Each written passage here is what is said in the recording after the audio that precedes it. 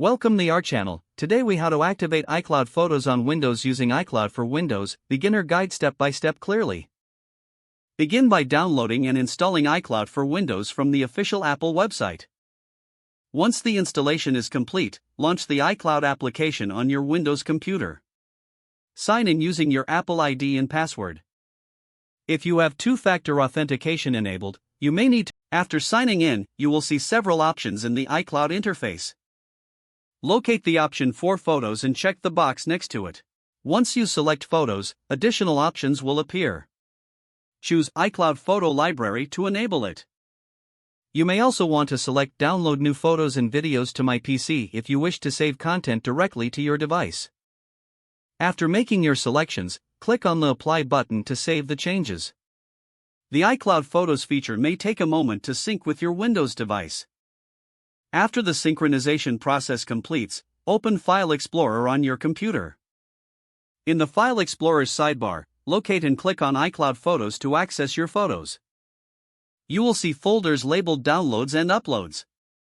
The Downloads folder contains all your iCloud photos downloaded to your PC.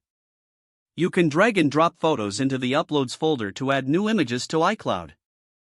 If you're looking for specific photos, use the search function within the iCloud Photos folder.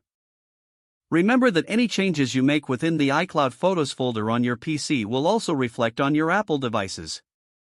Take your time to explore the folder and familiarize yourself with its layout.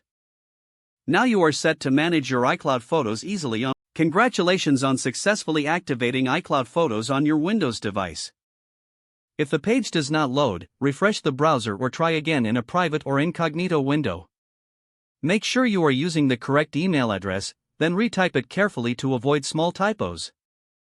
If your password is not accepted, use the reset option and create a new strong password you can remember. Check your spam folder for verification or security emails, then complete any requested confirmation steps.